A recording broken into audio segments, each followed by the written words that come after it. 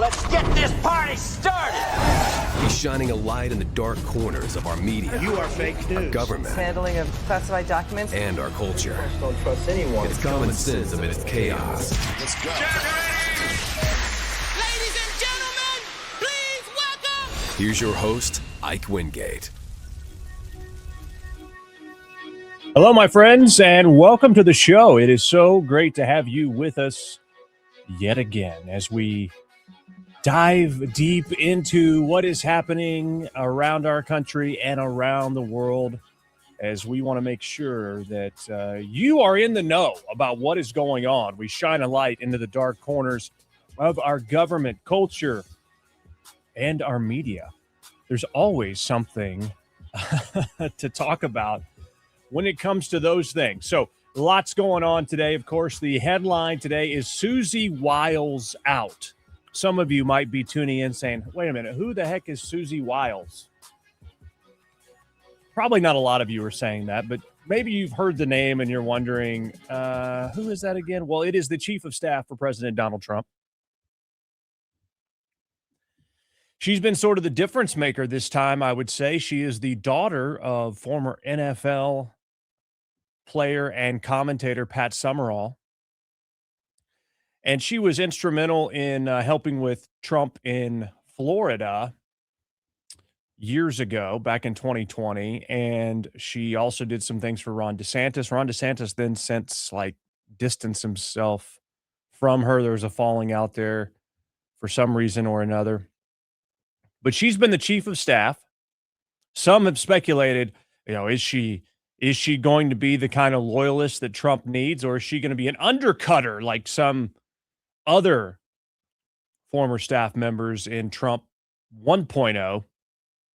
The reason why the headline today is Susie Wiles out is because there's an explosive piece in Vanity Fair where she participated in the interview 11 times over the past 10 or 11 months, maybe longer. Whether it was in-person interviews with this guy or it was phone interviews, but she is on the record with quotes that might shock you. Now, is it everything they are portraying it to be? Susie Wiles is known as being sort of this calm, cool, collected person, this no ego kind of person. And of course, she's in the middle of the White House with a lot of strong personalities. Is this her way of sort of separating herself from the president? These are all questions you have to ask after this Vanity Fair article that's 2 parts and it's super long. I'm not going to say I've read through the whole thing because I've got other items to talk about, but we will get into that. The job numbers are out. We'll talk about that. Plus, we're hearing from the Treasury Secretary that tax refunds could be a little better this time around. So we'll talk about that. And the House says they're finally going to codify 150 executive orders from the president. They're going to finally codify them into law. Well, we've been waiting for a year. They've passed hardly anything this whole entire calendar year. Now, granted, the holdup in the Senate is certainly something to be aware of, but the House could still pass these things. And a lot of people have wondered what the heck have they been doing, including me. But we'll tell you what the Speaker of the House is saying. Elon is funding Republicans again for the midterms, Democrats and their Epstein photo blackout hoax. I mean, the desperation, you can smell it on Democrats regarding this entire Epstein debacle. And Candace Owens and Erika Kirk had a meeting on Monday. What happened with that meeting? What was it about? How did it happen? We'll talk a bit about that. We're still waiting on an update. Plus, Trump chimed in on Rob Reiner, director, actor, who was brutally murdered by allegedly his own son along with his wife. And we will talk through that subject. And the FBI, this is really probably the biggest story of the day. The FBI doubted the probable cause to raid Mara-lago. We've got that explosive story that we will bring you. We'll ask Seth Woodall, an attorney who's going to join us in the second hour, about that. And we see Islamic terror on the rise. Bondi Beach, the attack on our military in Syria, and we still don't know who the Brown University shooter is. They had a guy, and basically everybody found out everything about him they could, and he was a radical leftist, and it came out that, no, they released that guy. That wasn't him, and they put out pictures. Could this be a third Islamic-related terror event? Unfortunately, the VP of the Republican group, this young lady, was killed along with another young man, leading some to believe this was a target attack based on political beliefs. We still don't know. Plus, a foiled New Year's Eve terror plot. Joe Biden can't raise money for his library. Imagine that. Arkansas severs ties, the first state to do so, severing ties with PBS. Walmart, another story out of Arkansas here. This is where the show is based. Walmart removes food dyes. And junk food is no longer SNAP eligible, and Marjorie Taylor Greene is engaged. Oh, well. And we'll, of course, have our triggered liberal today as well. All right, here's where you come in.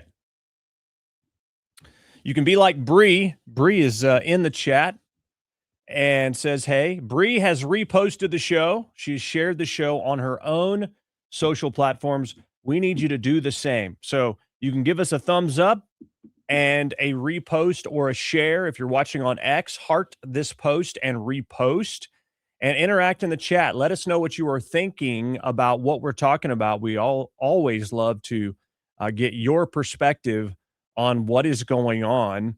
And so those are the things we need for you to do. We need for you to like and share, repost, and interact in the chat. And if you want to support us financially, you can do that as well via Cash App or Venmo at IkeReport.com. We want to say welcome to our friends watching on the Right Side Broadcast Network, as well as our own streams on Rumble, Instagram, Facebook, YouTube, and X.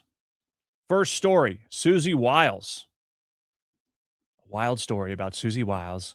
Susie Wiles tweeted this out. The article published early this morning is a disingenuously framed hit piece on me and the finest president, White House staff, and cabinet in history. Significant context was disregarded in much of what I and others said about the team and the president as well. The things she said in context were left out of the story. I assume after reading it that this was done to paint an overwhelmingly chaotic and negative narrative about the president and our team, leading some to wonder, why did you give Vanity Fair this interview and a lot of access over several months? She goes on to say, the truth is the Trump White House has already accomplished more in 11 months than any other president has accomplished in 8 years, and that is due to the unmatched leadership and vision of President Trump, for whom I've been honored to work for the better part of a decade. None of this will stop our relentless pursuit of making America great again. Don Jr. has come to Susie Wiles' defense in a tweet as well, and saying she's by far the most effective and trustworthy chief of staff that his father has ever had. When Susie took over my father's political operation after January 6th, people forget how many Republicans were treating him like a pariah. Boy, is that the truth.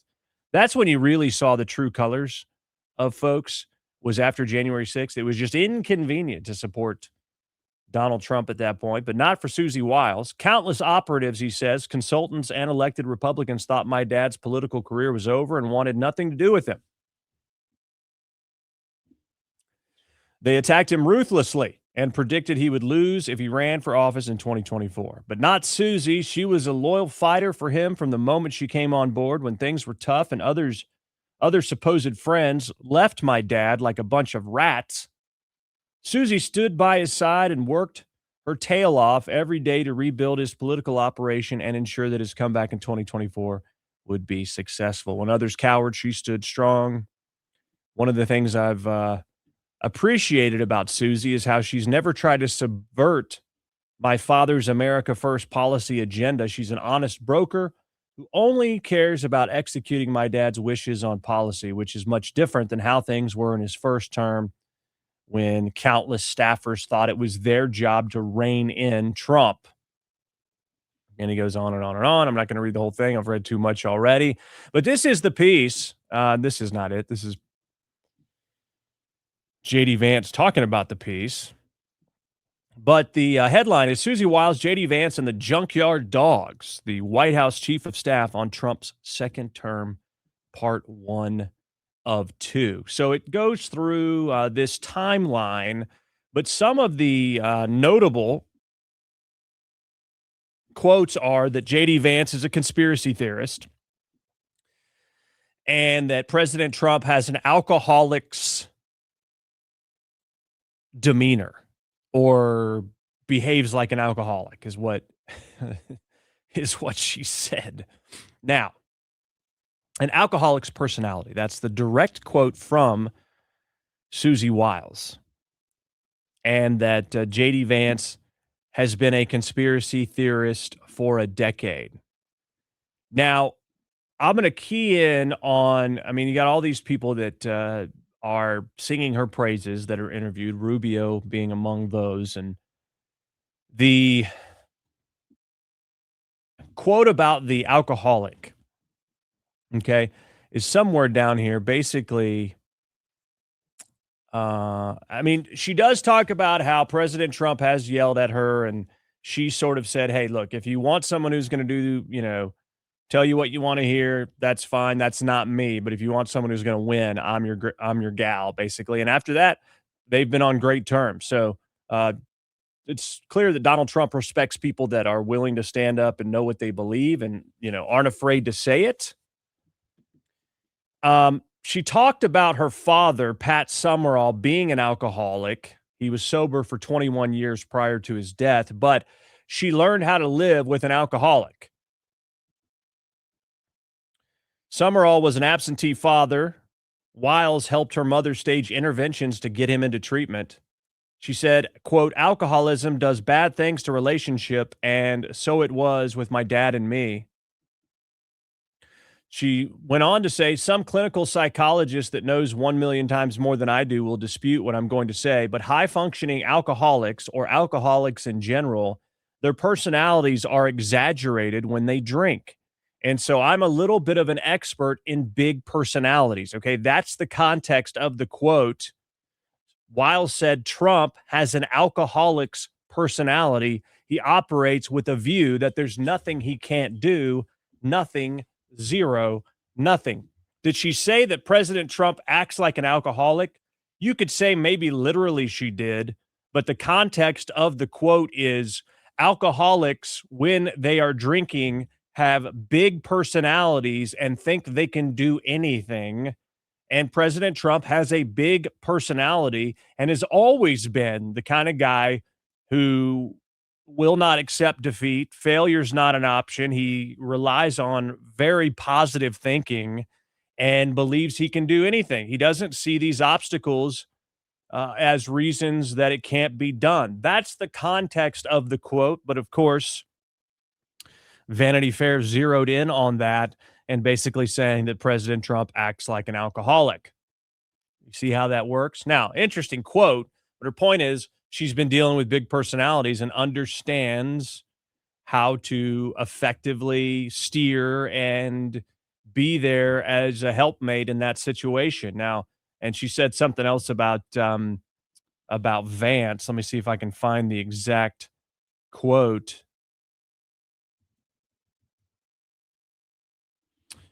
We often spoke on Sundays after church, blah, blah, blah, blah, blah. One time we spoke while Wiles was doing her laundry in her Washington, D.C. rental. She told me Vance's conversion from never Trumper to MAGA acolyte, she said, has been sort of political. The vice president, she added, has been a conspiracy theorist for a decade. Okay, that is just the quote out of context.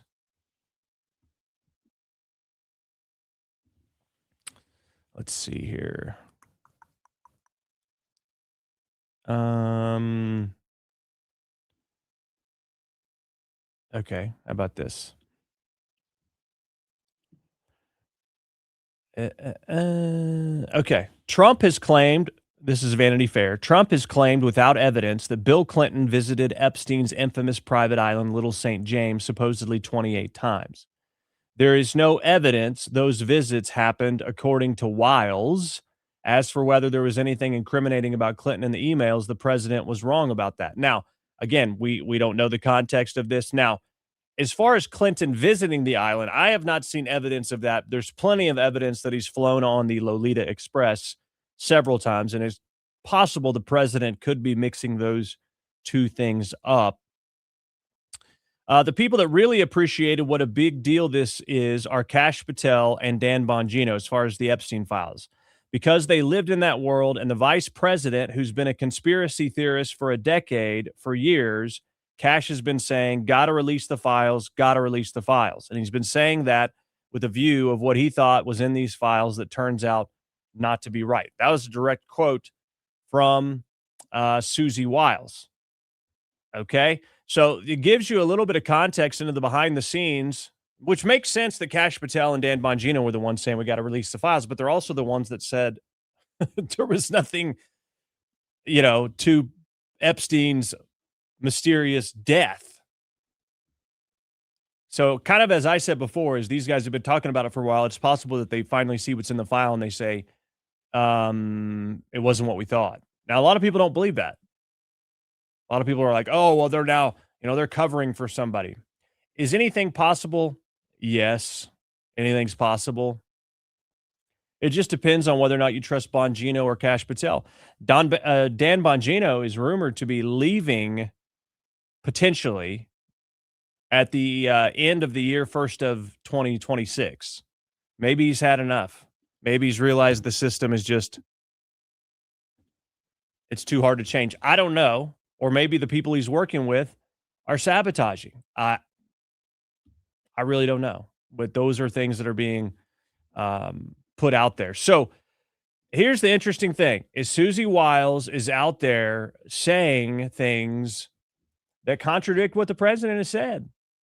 Even though she, as I read at the top of the show, went in through that, it's out of context and they're not really, giving us the whole story and blah, blah, blah. Is this going to spell the end for Susie Wiles, this Vanity Fair article? I doubt it does, but it certainly, I think, for the president would give him a little bit of question in his mind. Can I truly trust Susie Wiles because she said these things? Or President Trump may just say, I don't even care. I don't believe Vanity Fair. I believe Susie Wiles. But certainly she has said some things. We will see, because this article is super long. It's going to take a while for people to get through it. And so after they absorb this and extract some of these quotes and they read it for what it is, are they going to have some questions for Susie Wiles? Well, the vice president was asked specifically about this conspiracy theorist quote, and here's what he said. From the Washington Post, it's good to see you. Good to see you too. Merry Christmas. Thank you. Same to you. Unfortunately, I have to ask a bit of an off-topic question from affordability because news events do intervene, and that is the interviews that White House Chief of Staff Susie Wiles gave to Vanity Fair, in which she's quoted as referring to you as, excuse me, and again, not my words, sir, but a conspiracy theorist of a decade, and described your transformation from someone who once opposed President Trump to now his vice president as an act of political expediency. And I'd like to give you the chance to respond to that, sir. Well, first of all, if Susie, I'll trust what you said. I haven't looked at the article. I of course have heard about it, but conspiracy theorist. Sometimes I am a conspiracy theorist, but I only believe in the conspiracy theories that are true. Yeah. Right? I mean, can we get an amen out there? We're all, conspiracy theorists. Well, it turns out most of them have been true. And except for whatever Candace Owens says. By the way, Susie and I have joked in private and in public about that for a long time. For example, I believed in the crazy conspiracy theory back in 2020 that it was stupid to mask 3-year-olds at the height of the COVID pandemic, that we should actually let them develop some language skills. I believe. What a conspiracy, right? What a tinfoil hat kind of thing to believe, huh? In this crazy conspiracy theory that the media and the government were covering up the fact that Joe Biden was clearly unable to do the job. We all saw it. We talked about it. The media ran cover. The Democrats lied. It's a big conspiracy. The president's fine. You guys are just looking for something to be upset about. We got some amens coming in. Yanni on YouTube. BC Jazz over on Rumble. Amen on the conspiracy theories. And I believed in the conspiracy theory that Joe Biden was trying to throw his political opponents in jail rather than win an argument against his political opponents. So, yeah, that is more true today than ever. We're going to show you that. At least on some of these conspiracy theories, it turns out that a conspiracy theory is just something that was true 6 months before the media admitted it. And that's my understanding. Hey, yeah, it's a great way to characterize now, look, this. I do want to say something about Susie, though, because, again, having not read this article, Susie is a person I've come to know very, very well. And, a lot of you probably ask yourself, what is it like behind the scenes? What's going on actually behind the scenes of the Trump administration? And I'll tell you, the president is exactly in private who he is in public. Like, I'll tell you a little story. Maybe a week or so ago, I walk into the Oval Office and Marco and I are sitting there talking with the president about something. He says, stop. And he looks at our shoes and says, you guys have terrible shoes. So he goes and gets a shoe catalog. And remember, this is the Christmas season, so the president's got some holiday cheer. He goes and gets a shoe catalog and gets his favorite shoes and orders like 4 pairs of shoes for me and 4 pairs of shoes for Marco, because he's like, we need our vice president or secretary of state to look their very best. And, then we went back to talking about whatever major, international issue we were talking about. Again, he is exactly in private who he is in public. That's not true of most people in Washington, D.C. It's not. And I've seen so many people who will say one thing to the president's face, Democrats and Republicans, and then will do the exact opposite behind the scenes. You know why I really, you know what they are, and a traitor. Why I really love Susie Wiles, because Susie is who she is in the president's presence. She's the same exact person when the president isn't around. I've never seen Susie Wiles say something to the president and then go and counteract him or subvert his will behind the scenes. And that's what you wanted a staffer. Because as much as I love Susie, the American people didn't elect any staffer. They elected the president of the United States. And what you want. That's right. And that's what a lot of people don't get is, no, we know better. Well, no, the people who elected this guy, if they get out of his freaking way, especially these judges, things would, be far more productive. And what you want in a staffer is a person who understands they are there to effectuate the will of the American people, and they're there to follow the orders of the duly elected commander-in-chief of the United States. And Susie Wiles, we have our disagreements. We agree on much more than we disagree, but I've never seen her be disloyal to the president of the United States, and that makes her the best White House chief of staff that I think the president could ask for. All right, so there you have it from the mouth of J.D. Vance. They don't agree on everything, but he says she's loyal. So we'll see how this article plays out. Interesting, though, that you sort of get a little bit of the dynamic behind the scenes. Like, just for example, with the Epstein files, J.D. Vance, J.D. Vance is keyed in on what people want because he's in the middle of it. Charlie Kirk was great about that, and he was an advisor in that sense. Kash Patel, Dan Bongino, also sort of in there on the, the finger on the pulse of what the base wants. And so, of course, Susie Wiles is probably more in a dignified, information loop, if you will. So you need all of these different types of people to come with the perspective of their world, because that's going to help you be able to understand what people are thinking, what people want, and the best way to execute some of these things. And sometimes you just have to do the right thing, even if it's the opposite of what all these people want. That's just the way it is in leadership. So you saw this in the first Trump administration, where they didn't hire the right people, and they basically didn't like how the president was doing things because it wasn't the way it's always been done. And so, you had this dissent that was sowed, this discord sowed internally, and then they, would be found out and fired, and then they would trash the president. It happened with several staffers. And so it hasn't happened really much at all with this new Trump administration. It's very buttoned up, tight, loyal, and effective. And so this is a sort of a newer phenomenon we're seeing with this administration. I don't know that it's actually anything. It's just, this is the first time we've seen someone go on the record and out of context being misconstrued to, say potentially some negative things. BC Jazz says the mainstream media is always looking for ways to insert distrust within the present administration. You're exactly right about that. So we'll see how this plays out. We'll see how this plays out. Of course, the Trump administration continues to get wins. 64,000 new jobs in the latest jobs report. Wages are up. Brand November for the big jobs report. The only thing is, it's not Friday. Here we go. November's number comes in at 64,000. 64,000 on non-farm. And if we look at average hourly earnings, they are up 0.1% year over year, up 3.5. Yes. All right. So you got good, decent jobs numbers, I would say, but unemployment, though, is technically ticking up overall. People say, well, it ain't that good if unemployment's ticking up. But here's the real story. Federal employment is at its lowest level since 2014.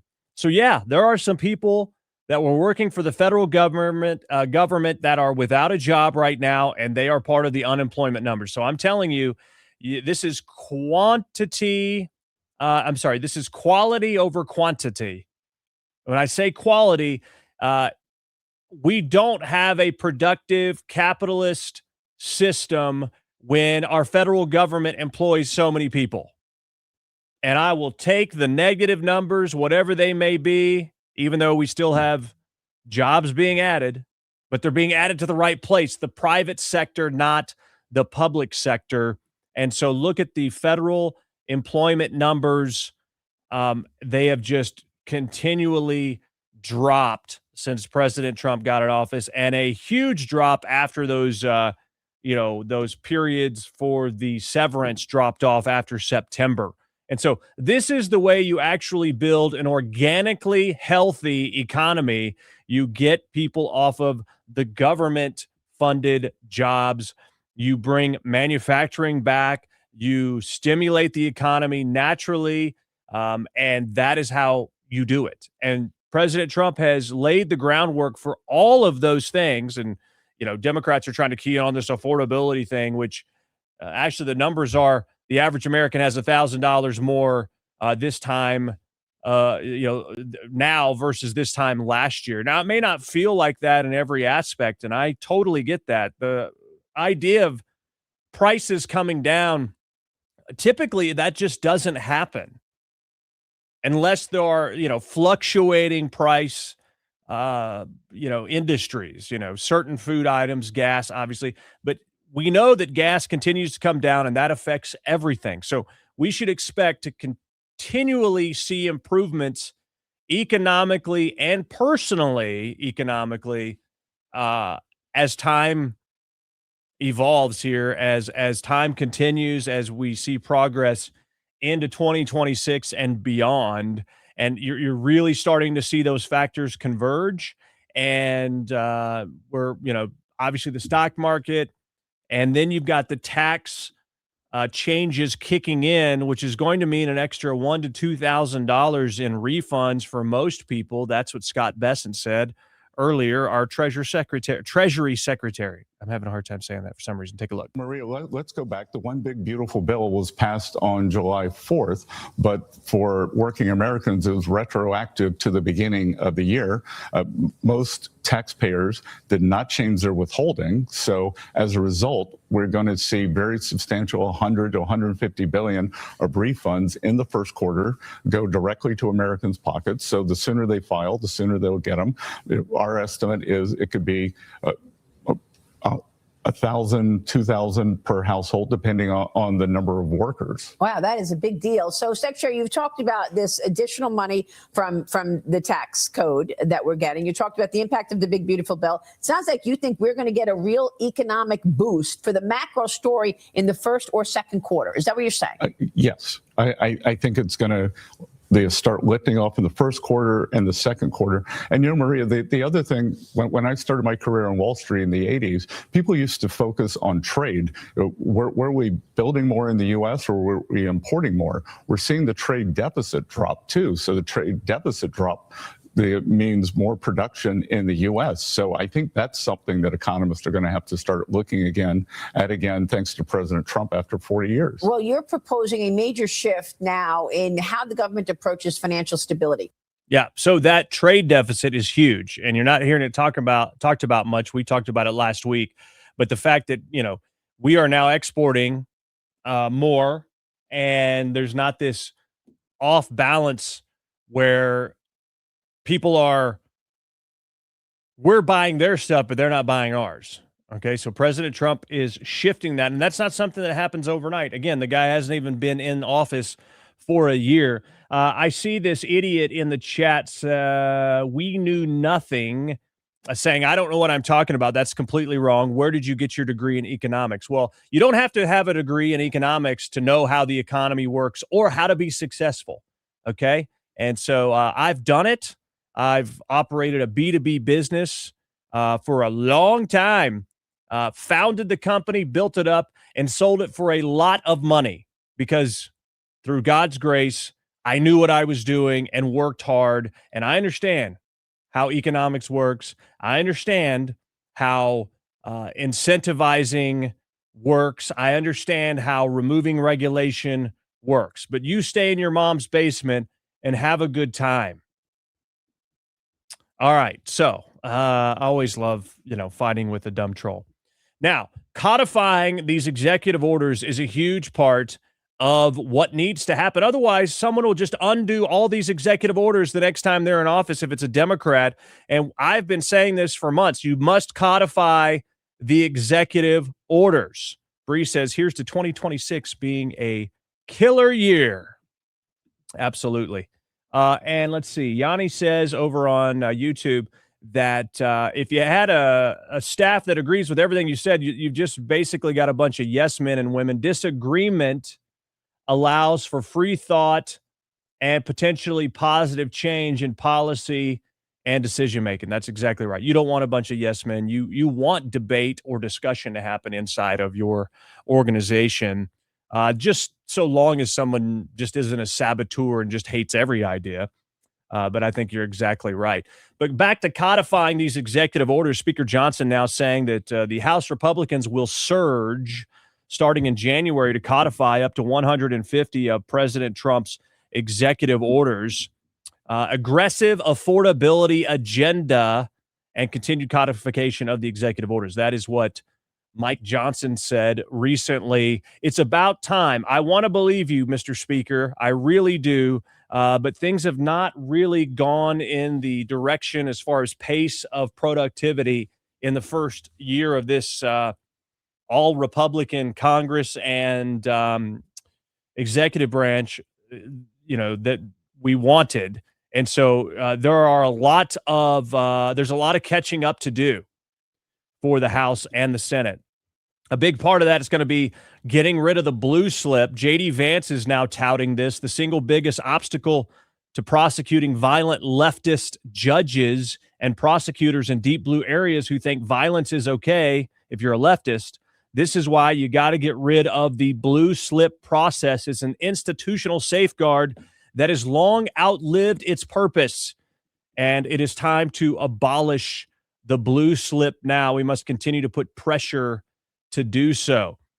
In an incredible development, Elon Musk is now funding Republicans for the 2026 midterms, according to Axios. So, as you've seen, Elon is sort of back in the fold in a lot of these different events and has sort of come to his senses, I think, that this is the best chance of saving our republic.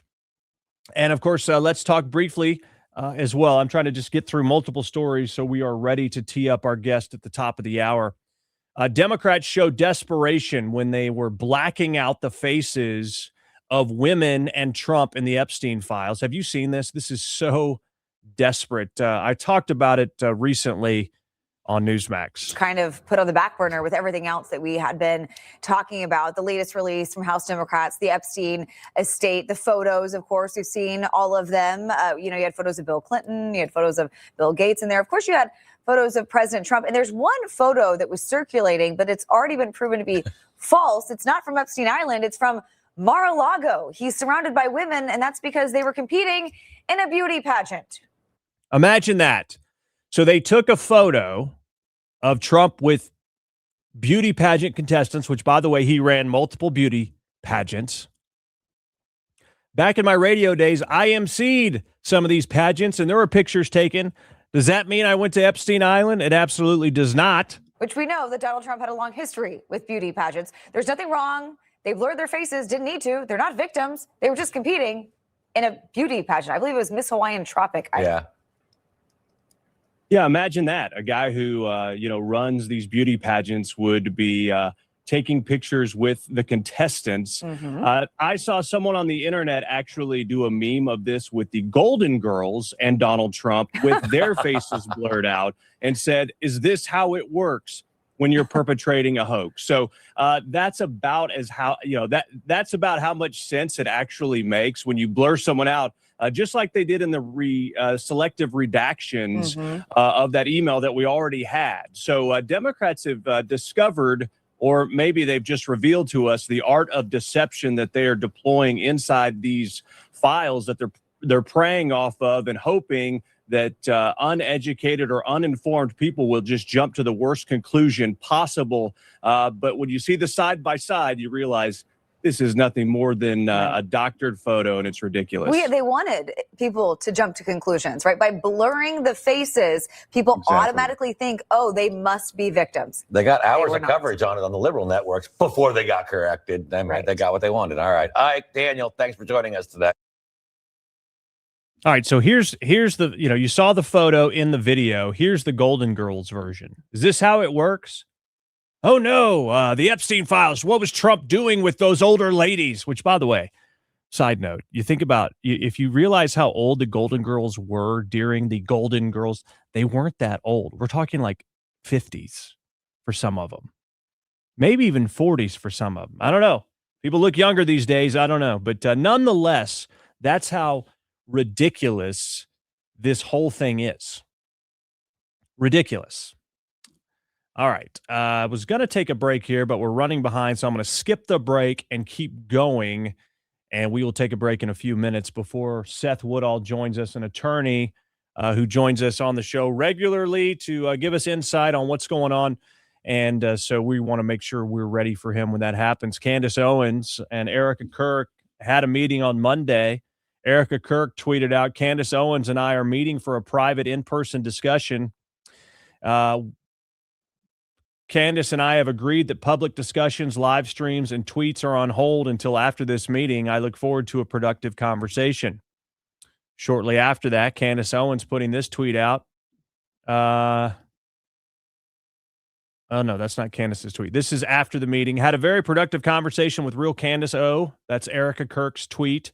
"More to come from both of us. Looking forward to AmFest this week. Time to get back to work." And you have Candace Owens says the meeting with Erika Kirk lasted for over 4 hours, says the meeting was extremely productive. Here's the actual tweet. "I think we both feel this meeting should have taken place a lot earlier than it did. We agreed much more than I had anticipated. Of course, we also disagreed on various points and people as well.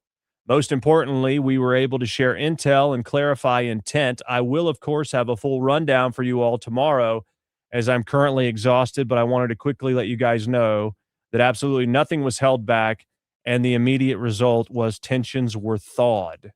Okay, well, we can hope that's the case. I think Erika Kirk could have just potentially saved Candace Owens' career by initiating this meeting, because the place Candace was heading, where all credibility was being shot, and she had, I would say, no future. She may still have no future, and people say, well, what, our views are up and all this stuff. Yeah, but once this trial is televised and all that, Candace Owens and her credibility will be completely decimated, and she will have nothing left. But Candace has a chance here to start walking back some of these things that she's been saying and realign herself in the lane of, hey, I want answers, but I'm not a freaking nut job. She can do that. I don't know if she will. I think the odds are she's way too far gone. But we will see. We will see what came out of this. I think I guess I'm glad they met. Charlie wrote this book, Stop in the Name of God, about observing the Sabbath, taking a day every week to unwind, disconnect, etc. And Erika Kirk has been making the rounds in media talking about that book. She did a town hall, I believe it was with ABC, and very emotional, very tough questions. ABC allowed some inappropriate questions. The guy who was asking, the last person that Charlie Kirk ever talked to, that guy was up there and asked her basically to condemn President Trump's speech about things, something freaking ridiculous. It had nothing to do with the, actual topic at hand. And by the way, the guy didn't even say sorry for your loss. I mean, so it was a bit of a hit job in some ways, but Erika Kirk, I thought, handled it really well. Now, Rob Reiner, actor, director, and his wife murdered on Sunday night, and the allegation is their son is the one that murdered them with a knife. Now, Rob Reiner, he's definitely a raging liberal. And President Trump put out this Truth Social post that really upset a lot of people. Hold on. I can't let this go. Pam, what was Candace right about? Pam says Candace was 1,000% right. About what? Pam says, I literally can't believe you are discounting her. Tyler Robinson was not the killer, and everyone who accepts that narrative is ignorant. Well, then provide some actual proof, Pam. I respectfully disagree with you, but I'm not ignorant.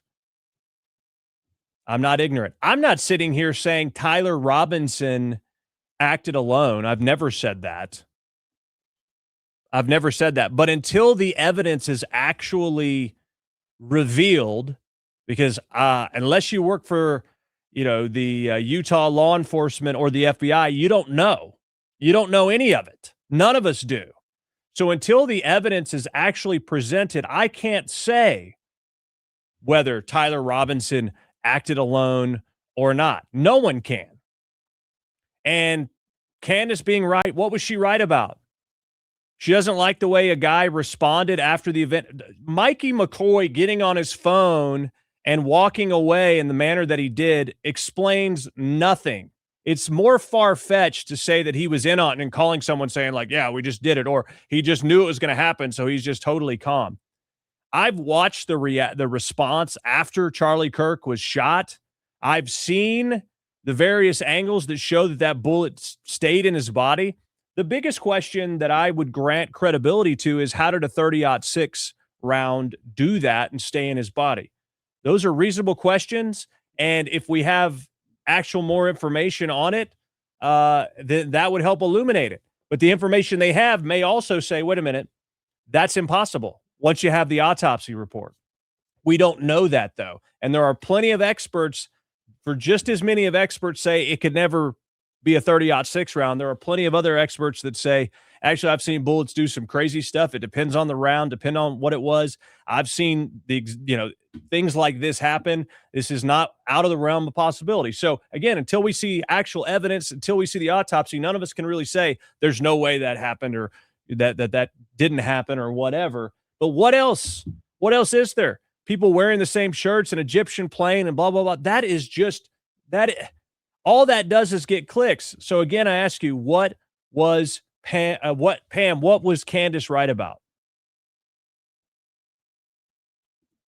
All right. Pam says, watch the video closer of all Charlie's close security detail. People inside TPUSA were reaching out to Candace as well. I don't believe that.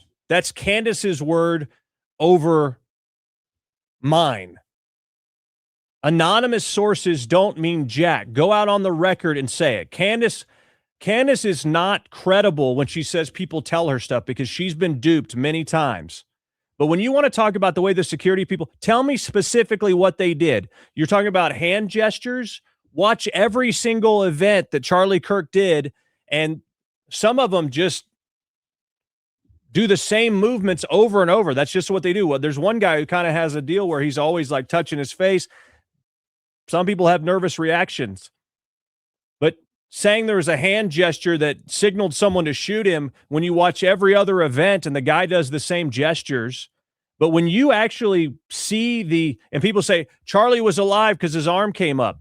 If you understand first aid and treating somebody, they did everything right. They laid him over. They were behind the table. You see the guy that actually treated him because later on he had blood all over him. When you have someone who has a neck wound, you can't put a tourniquet around the neck. You must put it underneath the arm and the neck. The arm is the stability. That's why they lifted up the arm. When you look at the actual time that it took for them to administer that first aid, it was incredible. It was mere seconds. Now, why was there no ambulance there at the event? I don't know. Why did local law enforcement not secure the roof? I don't know. They should have. They told Charlie security that they had it covered. Those are all good questions, but they don't mean there was some kind of conspiracy. Again, Pam says the 30-06 narrative is ridiculous. Is it as ridiculous as Israel carrying this out? I mean, think about this, okay? Again, you need to watch the guy from Phoenix Ammo go through all the variables that one would have to know before you could ever do a scientific assessment of whether or not a 30-06 could do that. So again, you've given me nothing specific that Candace Owens has been right about. Respectfully, you've gotten drawn in to the conspiracy. And this is how Candace is making hay right now by alleging, by being vague, by being very, very, conspiratorial and just saying things. Oh, this just doesn't make sense. Yeah, there's a lot of things that don't make sense until you have the information that comes out during the actual trial. They don't put all this stuff out before a trial. That would be stupid. They never have done that. Usually the assassin is killed. If it was a cover-up, in my opinion, one of the first things that would happen is this guy would have been killed. He never would have been able to escape alive if this were a cover-up, whether he pulled the trigger or not. Okay? So let's say it's a cover-up. He never pulled the trigger. He would mysteriously have committed suicide in the woods behind this place, or somebody would have shot him. You don't let a loose end out when you are staging a professional hit. That's just conspiracy 101. All right, I've got to get to these things. So a lot of people are upset with President Trump for putting this message out on Truth Social. He said a very sad thing happened last night in Hollywood. Rob Reiner, a tortured and struggling but once very talented movie director and comedy star, has passed away, together with his wife, Michelle, reportedly due to the anger he caused others through his massive, unyielding, and incurable affliction with a mind-crippling disease known as Trump derangement syndrome, sometimes referred to as TDS. So he's saying he passed away due to the anger he caused others from his TDS. That's a little bit strange. I don't know what he's talking about. Trump says he was known to have driven people crazy by his raging obsession of Trump and his obvious paranoia reaching new heights as the Trump administration surpassed all goals and expectations of greatness. And with the golden age of America upon us, perhaps like never before, may Rob and Michelle rest in peace. So I would say that was ill-advised. It's an unforced error, I think, from the president. But at the same time, Rob Reiner, isn't some saint. Rob Reiner attacked Rush Limbaugh as a purveyor of disinformation a day after he died. So he bashed Rush Limbaugh the very next day, describing him as a bigot, etc. I loathe the effing man is what he tweeted. So people trying to say, Rob Reiner was above that. He wasn't. He actually did that. Okay. Now, Trump didn't go that far. And part of the reason, or maybe the main reason, is Trump knew that Rob Reiner railed on him constantly. Here's a clip of Rob Reiner talking about ranting about Trump. You have a complete and utter lying buffoon. I mean, I'm going to tell you the truth. He's a fraud. He lies. He cheats people. Everything that comes out of his mouth virtually is a lie. And he's a con man. And if you look at what he's done with his career and how he's tricked people into things, it's abhorrent. I never liked George W. Bush, his policies, but I didn't hate the guy. I hate this man. I've never hated a politician. I can't not hate somebody who bilks innocent people out of money, life savings. And we've seen it. With that Trump University, he took people's money, $35,000, wiped these people out, and is being sued for it. He steals money from charities. I'm not making this stuff up. All right. So this is the way this guy talked about President Trump. So you can sort of at least get where the president was coming from in laying out no love lost for Rob Reiner. Would I have advised him to do it? No, because you just create a lightning rod. You just create a lightning rod that distracts. And, it doesn't matter how bad someone was when they were alive. It's never good to speak ill of the dead. It never hits the way maybe that you want it to, I guess is probably my point. So anyway, though, you at least see the why behind the president, not showing any remorse from the loss of Rob Reiner. All right, we're going to take a quick break and then be joined after the break from attorney Seth Woodall. We're talking about the FBI. It's now been revealed that they doubted at the time that there was probable cause for the Mara-lago raid, but pushed forward amid pressure from the Biden DOJ. These emails that have come out said very little has been developed related to who might be culpable for mishandling the documents. The FBI wrote, this is a Fox News exclusive, and you have the raid moving forward amid pressure from the Biden Justice Department, with an official saying he didn't, quote, give a damn about the optics of the search. So it seems it didn't matter how the search looked. It didn't matter whether or not there was probable cause. The main thing was this was a political hit job against their political opponent. We'll talk to Seth Woodall about this and a bit about the Rob Reiner situation, and maybe if we have time, some Hillary Clinton news. All that coming up after the break. You're watching the Ike Wingate Show. Oh, hey. Didn't see you there. Well, just hanging out on the farm here. One thing I was thinking about this morning is, when's the next crisis going to hit? It's not really a matter of if, it's just a matter of when. And we really can't rely on the government to take care of a shortage or something like that. We just got to take care of ourselves. You remember back in COVID, you tried to go to the store and everything was gone? Well, you can't risk that kind of thing. That's why I suggest My Patriot Supply. You can go to preparewithike.com and get your 4-week emergency food kit. Save $50 when you use my URL. Again, it is preparewithike.com. It's not a matter of if. It's just a matter of when. And the question is, when it does happen, will your family eat? Make sure there's no question about it. Take action now. Save $50, 4-week emergency food kit. Preparewithike.com.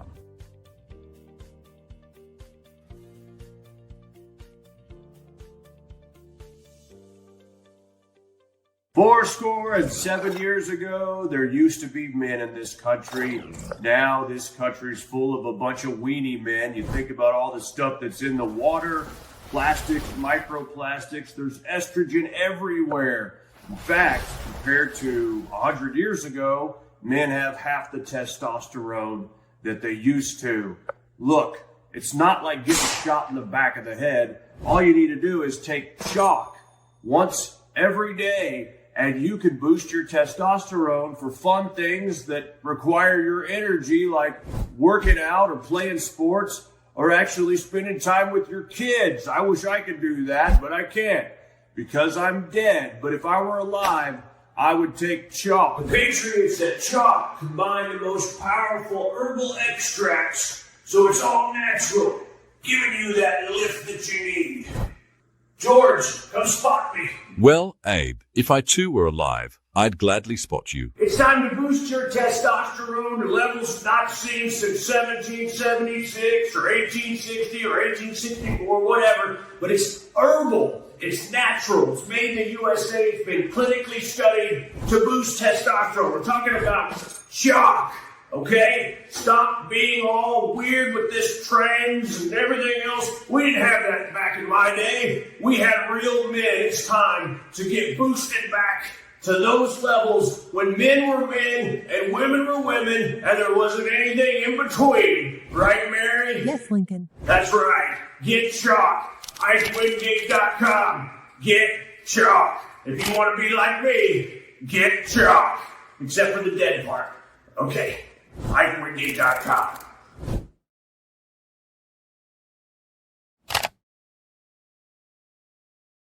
Hey there! Tired of watching your subscription costs climb higher and higher? With Q Broadcast, you get more for less. All your favorite channels and content bundled into one unbeatable package. No contracts, no hidden fees, just simple, affordable streaming. Say goodbye to overpriced services and hello to a new era of entertainment. This is streaming the way it should be. Q Broadcast, this changes everything. You can sign up for Q Streaming today at IkeWingate.com. Just click Get Q Streaming to start streaming tons of channels, video on demand, even pay-per-view, all for the same price. It's all included. This is a Christian conservative-owned company that does not hate your values. Stop giving money to the cabal of big tech. Support companies that support your values. Right now at IkeWingate.com, just click Get Q Streaming.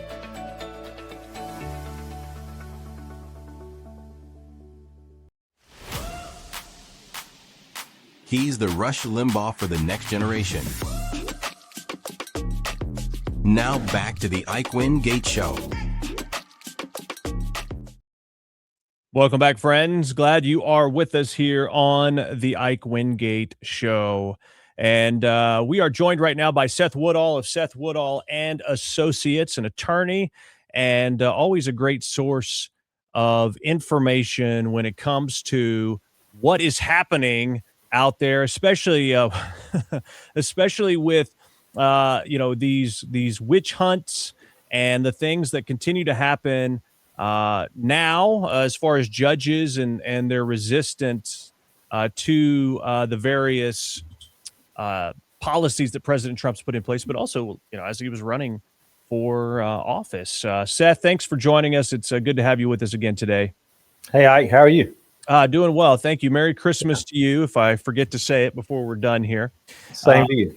Thank you. So this conversation here, or this story rather, that's out, I'm going to put it up on the screen. And the FBI doubted probable cause for Mara-lago raid, but pushed forward amid pressure from the Biden DOJ. There's even indicators in here, probable cause wasn't there, that they needed, maybe they should have a conversation with the Trump attorney before they move forward, which I don't believe they they did so. And so you have all these things stacking up, one source of information on it as well. There were doubts being expressed inside of the FBI prior to this raid on Mar-a-Lago, which has been, largely critiqued, right? Just the invasion of privacy going through the various personal effects of the First Lady and others. What do you think was at play here, if you had to guess? It was a direct weaponization of the Department of Justice against Trump. And all they were trying to do was shut him down so that he would not win the most recent election. So if you look at any of the reports from the FBI leading up to the execution of that search warrant, there was doubts from day one. FBI agents were saying, hey, we don't think we have probable cause. But DOJ officials were saying, we're going to move forward. And I think one of them actually said, we don't care if we have the evidence or not, and we don't care what public perception is, we're going to move forward. So if you look at what was done, it was a step-by-step illegal search all the way from the beginning to the end. What they were looking for is alleged classified documents. And I think we all know that President Trump, as the acting president, can declassify any documents that he wants. And so they were just trying to trump up charges. They did that. Jack Smith was attempting to prosecute Donald Trump down in Florida after Donald Trump secured the nomination and the win back in November. Those charges shortly thereafter were dismissed. But it's clear that this was a weaponization of the Department of Justice, and they were going after him at all cost to try to stop him. It's interesting that those cases really started, or at least picked up any notable level of speed after Trump announced that he was going to run again. Prior to that, there weren't really, we didn't really hear much about this. So the timing certainly matches. Who do you think was behind this specific raid on Mar-a-Lago? Was it Merrick Garland? I mean, it's kind of hard to put it as Joe Biden because I don't know that he knew what was going on. But who do you think really was pushing this behind the scenes? I think it probably was Merrick Garland. I don't believe that President Biden had the wherewithal of the mental acuity to make any decisions, much less to try to intentionally weaponize the Department of Justice through a execution of a search warrant. So I do believe that Merrick Garland was behind this. And he appointed Jack Smith specifically for this. They targeted Trump. And as you said just a minute ago, all of this was quiet until President Trump came back on the scene and said, I will be running in the next election cycle. And then all of a sudden, they come out of the woodworks and they're going to do anything they can. And they just, they created factual scenarios. They absolutely controlled the narrative about what was going on to try to or make Trump look evil, look as if he was doing things wrong. And, they found these classified documents allegedly at Mar-a-Lago, but we know that Trump's attorneys were not contacted before the execution of the search warrant. They were not told about this. And there's documentation within the FBI files that in fact, the Department of Justice head said, hey, we've already burned some bridges with Trump's attorneys and we're not going to give them a heads up. So they executed the search warrant. It's something else that is important to note.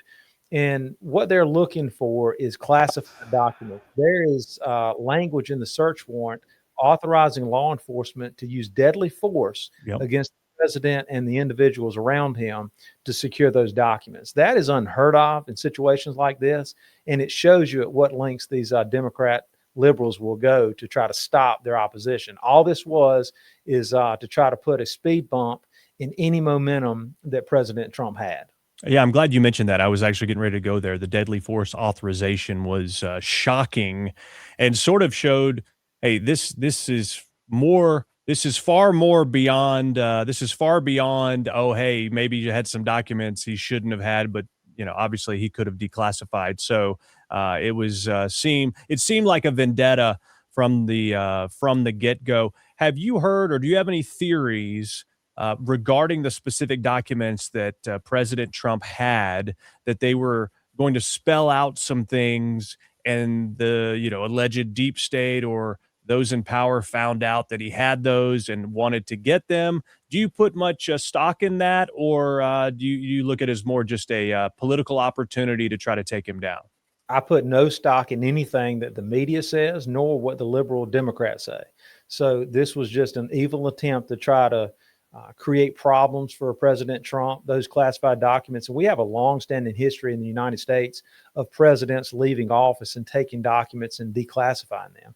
We know for a fact that Joe Biden, when he was not president, but when he was vice president, had classified documents sitting in a garage next to his Corvette. Now, what we have with Trump is these documents were actually at Mar-a-Lago. I've been to Mar-a-Lago. There's more security at Mar-a-Lago and more Secret Service at Mar-a-Lago than probably anywhere on this earth, with the exception of the White House.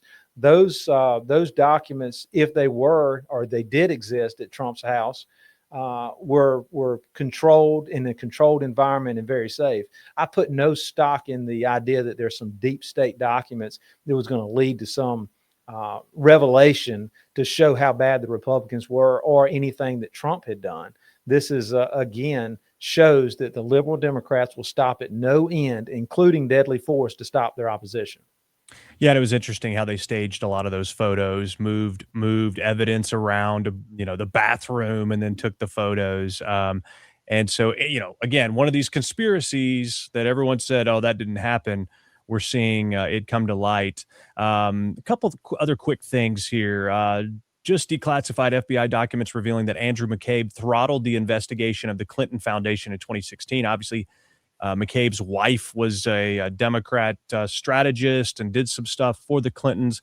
This was denying field agents evidence from the Weiner laptop and wanted to avoid from headquarters. The line was, avoid creating any impression we are investigating the Clinton Foundation or the Clintons. And this new memo shows how the corruption probe into the Clinton Foundation was killed. We were told no by FBI headquarters. So I'm sure that's probably not a surprise to you, Seth. But the overall question here is, we're through maybe the discovery of evidence or documents in these burn bags or whatever. We're starting to see that the deep state was protecting its own. Do you think we actually get any accountability from a situation like this? What do you think happens? If we get any accountability, it's going to come with the current administration. It would have never happened before. We know that 10, 12, 15 years ago, that FBI was receiving tips that the then acting Secretary of State, Hillary Clinton, was engaged in soliciting money from foreign countries. Now, this is the acting Secretary of State, and she's taking money for her foundation and for her family from foreign countries. I think it's clear that money was being used to buy persuasion, to buy something or some favoritism from the acting president and or the government at the federal level. We know that the Clintons were doing this. We feel confident that the Clintons were engaged in criminal behavior and have continued to do so over and over and over. If you looked at all of the allegations that have been made against the Clintons over the last 20 years, they're voluminous. I mean, there's no telling how many tips have come in of things that have happened, some of which are certainly not true, but some of which probably are and need to be looked into. What happened here is that FBI was trying to look into it, or the law enforcement, and they were shut down from the very top and said, we are not going to make any appearances that we're looking into the Clintons. They've not done anything wrong, and you guys can just stop right here. And that's what they've done. So I'm hoping that Pam Bondi and the Department of Justice now will look into this. Now, part of the problem is that at the federal level, there are statute of limitations for criminal charges. And so there could be some prohibitions on criminal charges on some of these. Now, we don't know what actually exists, but I'm hopeful that Pam Bondi will actually appoint her own special prosecutor to look into the Clintons, because it's a long time that somebody looked at their actions. I mean, just politically, from a huge win, if you were able to actually get some accountability and prosecution of the Clintons, that would go a long way for people restoring trust to the government, to the DOJ. I'm not going to place a bet on it, but certainly it would go a long way. Let's talk a little bit briefly here about the Rob Reiner and his wife, Michelle, the murder situation and the investigation now. The reports are that there was a fight that broke out the night before between Rob Reiner and his son, some big argument, heated argument that actually happened allegedly at Conan O'Brien's Christmas party. We know that the son, the alleged murderer here, had an addiction problem for years. Rob Reiner, his wife, seemed to have done everything they possibly could to try to help him. But there was a medical clearance that had to happen before this Nick Reiner arraignment. It's leading some people to wonder, Seth, are they going to try to get this guy off on sort of a insanity defense? Do you think? What do you think happens here? So some of these facts are unknown. So we're dealing with some uncertainties, but we do know that there was an argument between the Reiners and Nick, their son, and we do know that Nick has substance abuse issues and most likely mental health issues. This is a terrible incident, and I don't think anybody that is on our side, agrees with anything Rob Reiner has said or done against Trump. But it's a terrible incident and a tragedy. With that being said, we're in a state there that is very liberal with bond conditions. Now, I will say that in all states, it's not uncommon when a murder like that happens that a suspect will be placed in basically an involuntary commitment for their own safety and the safety of the community. So it's not that uncommon that would happen. But I certainly believe that it lends at least the argument that they may make the defense or create the defense or raise the defense of some type of insanity, whether or not that's voluntary intoxication through the use of narcotics or substances, or whether or not he was temporarily insane because of some substances, or maybe he's just mentally cracked. I'm not that familiar with him. I know they've had problems with him over the years, and I think they actually were not having contact for some time. And now he's looped back, and I can just see this argument at Conan O'Brien's. That's a who's who of left wing ideology there, but it's tragic. But we know that it's most likely him. I think the evidence points that they found blood stained clothes at Nick's hotel where he was staying. So I think it's too early to really try to assume or speculate on what's going to happen. But I can promise you this, I am familiar with the attorney, Alan Jackson, that they're using out there. And he's going to come up with some crafty arguments, I promise. And we still don't know where the money's come for the retainer of Alan Jackson. But I wouldn't be surprised if they did not raise the defense of some type of insanity. Are you saying, you sort of mentioned it earlier, are you saying if Nick Reiner was high or something on drugs, that somehow that would play into some kind of defense that would, garner him less of a sentence? I mean, I've heard the insanity plea. I'm not familiar with, the defense of being high at the time. How does that work? So in some states, voluntary intoxication is a defense to specific intent crimes. So where you have first degree, and I think the prosecutors there are looking at first degree murder versus second degree murder, and they're questioning what their evidence is and what they can prove. First degree murder is a specific intent crime, meaning that you have to form the specific intent with premeditation to go and murder and take the life of an individual. In the defense of voluntary intoxication, if you are voluntarily or involuntarily intoxicated to the extent that you have lost all inhibition and ability to control your own mind, there's the idea or legal theory that you did not have the ability to form the specific intent to commit the crime. So that doesn't mean that you're not culpable of something lesser that is a strict liability crime, meaning that your intent doesn't matter, like the second degree murder of just killing a human being with malice or recklessness or negligence. So yeah, the voluntary intoxication defense is allowed in some states, and basically it's just the argument that you don't have the ability in your mind to form the specific intent to do a certain action. And in murder, it would be to premeditate and actually carry out the plan. Interesting. Okay. Well, we always learn something every time from Seth Woodall. Thank you so much for joining us here today, sir. Seth Woodall of Seth Woodall and Associates.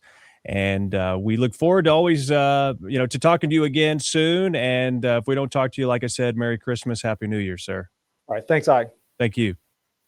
All right. I've never heard of that. That's pretty interesting. The insanity or the intoxication aspect. We'll have to keep an eye on that, friends. But remember, you heard it here first. I do want to play this a little bit of this clip to find out if we can glean any more after that argument at Conan O'Brien's house. Let's see if we can get anything from that. News alert. Rob Reiner and his wife found dead inside their $13 million Los Angeles mansion, both fatally stabbed to death. Their son, Nick Reiner, was immediately a suspect, was arrested, and now is on suicide watch. Rob Reiner leaves behind a legacy. The actor and director was a fixture in Hollywood for decades. $26,000 worth of sides? Okay, I don't want to get any more of the, let's see here. Masseuse arrived. She repeatedly knocked and rang the bell before realizing something was wrong. All right, so Rob Reiner schedules a massage. The masseuse goes over there, knocks. He doesn't answer. She finds this odd. I believe she goes across the street to where his daughter lives. So she contacted Reiner's daughter, who lived across the street. When the daughter entered the home, she found both parents dead and called 911 and immediately identified a dangerous relative as a likely suspect, a tip that led to her brother, Nick. Rob Reiner and Nick had a heated argument the night before at Conan O'Brien's Christmas party. Reports say it was about Nick possibly being back on drugs and refusing yet another treatment. Quote, Nick was freaking everyone out, acting crazy, kept asking people if they were famous.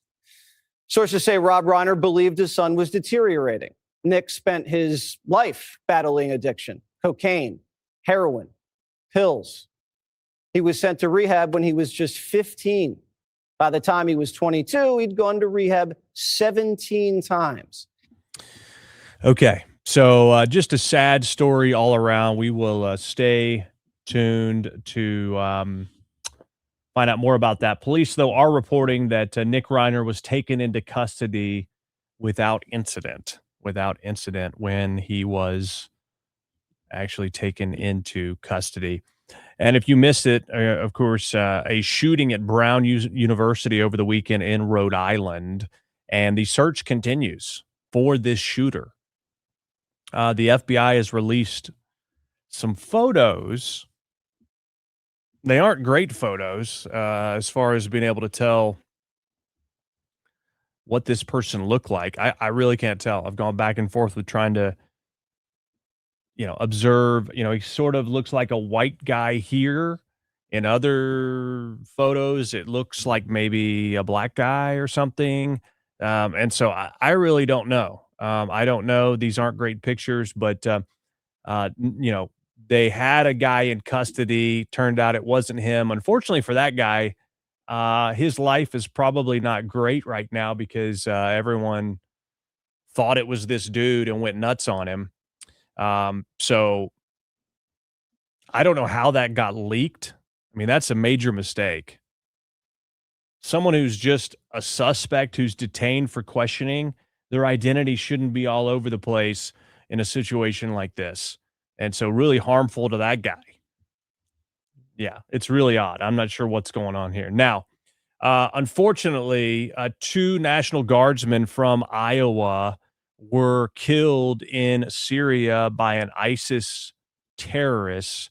That happened as well, and just a really sad weekend as far as news goes. Some sad news now out of Iowa. An Iowa police chief revealing that his son is one of the soldiers who died in that ambush attack in Syria over the weekend. His name is Nate Howard. He was one of 2 National Guardsmen shot and killed by what the Pentagon is calling a lone ISIS gunman. His father posting this tribute. My wife, Misty, and I had that visit from Army commanders you never want to have. Our son, Nate, was one of the soldiers that paid the ultimate sacrifice for all of us to keep us all safer. The Army just releasing the name of the second soldier killed, Sergeant Edgar Brian Torres Tovar, age 25, out of Des Moines, Iowa. A civilian interpreter also dead, his identity not yet made public. It happened as the men were on a counterterrorism mission in the town of Palmyra, southeastern Syria. The gunman also dead in the crossfire this past weekend. Tough stuff. All right. Sad situation there. Even though we're not in an active war, our servicemen and women are still bravely out there risking their lives. And unfortunately, those 2 have lost theirs. Okay. And then, of course, you had the big targeting of Jewish people, anti-Semitic attack on Bondi Beach in Australia, where they were there for Hanukkah by the sea, and these two Islamic terrorists opened fire on people, a father and son.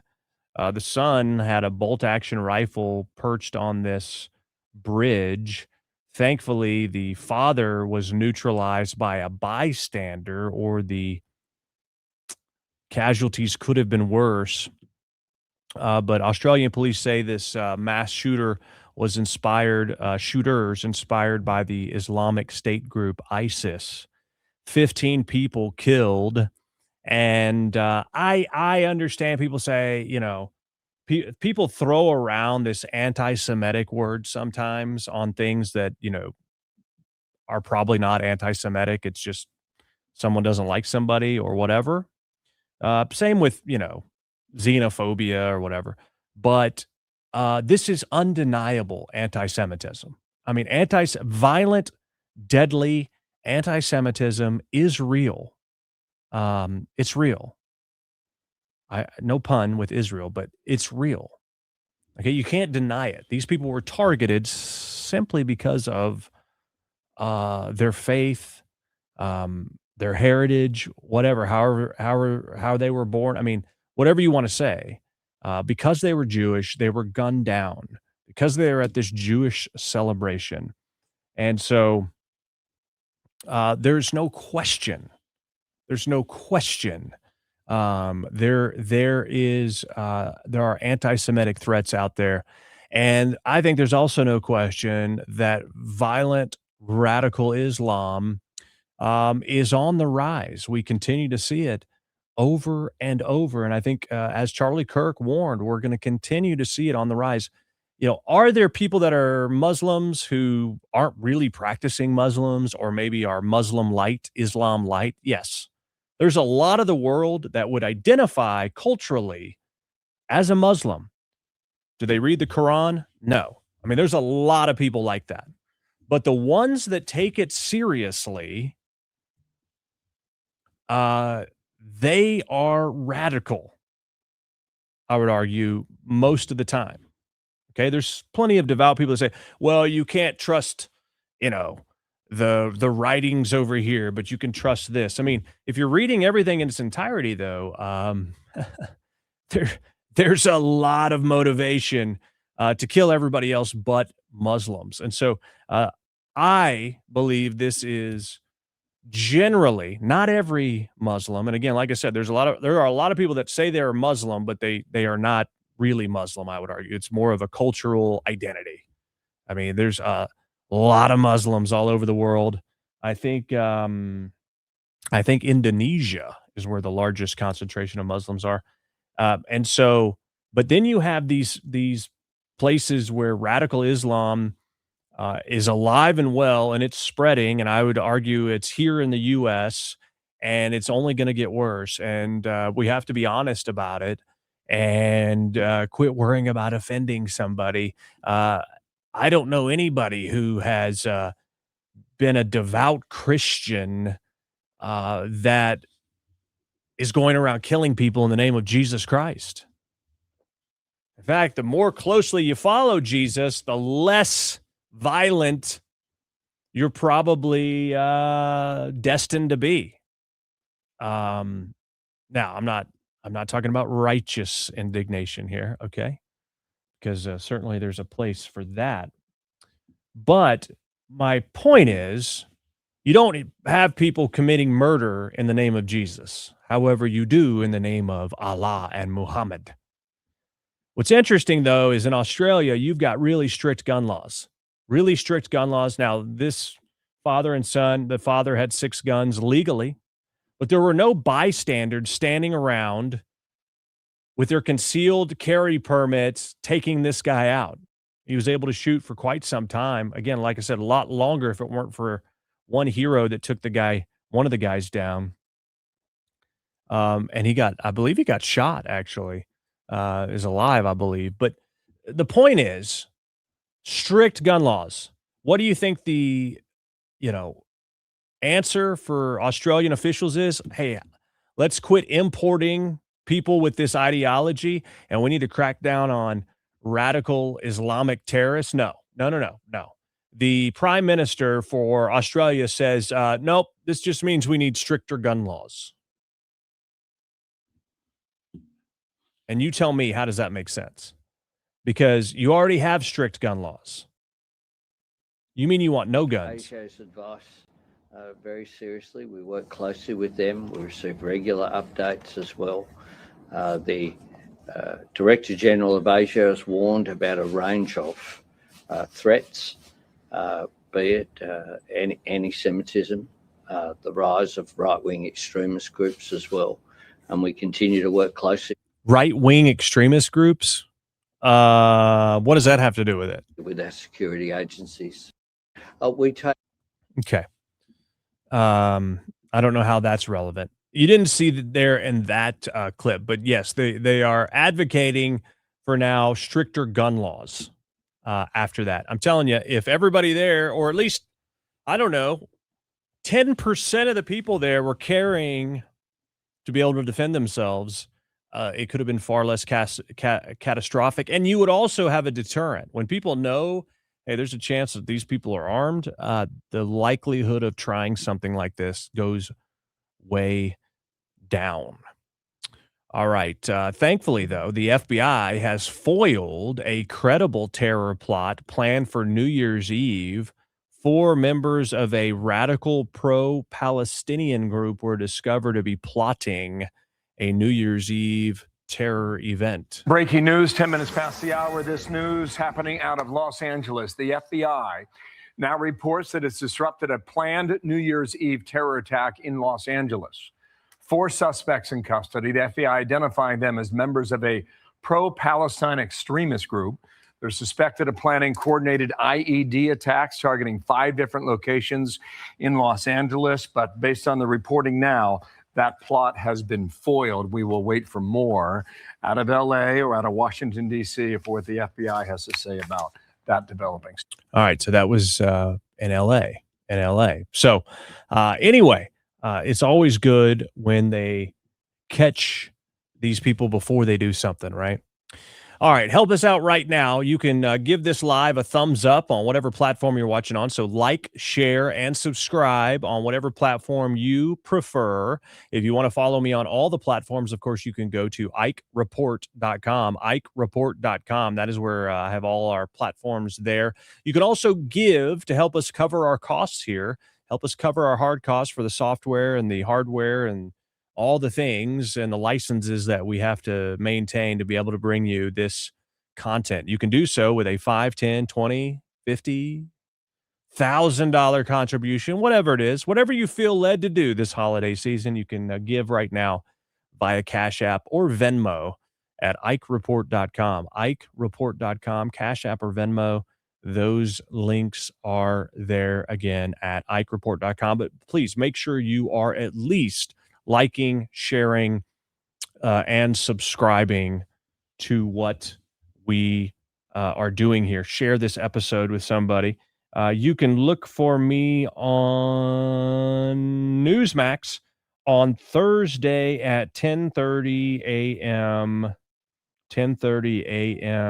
Eastern time. 10:30 a.m. Eastern time. And, of course, Rob Reiner's son will be charged with murder in the death of his parents. He didn't appear in court because he had not been yet medically cleared to be transferred from the jail to the courthouse. I don't know. You would think they would prioritize it a little bit, but apparently not.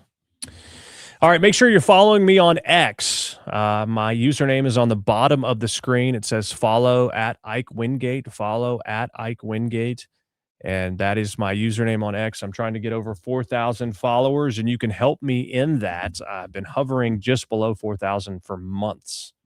I don't know what's going on. The algorithm changed. And anyway, so help me out right now by going to X and following me at Ike Wingate, at Ike Wingate, IKEWINGATE.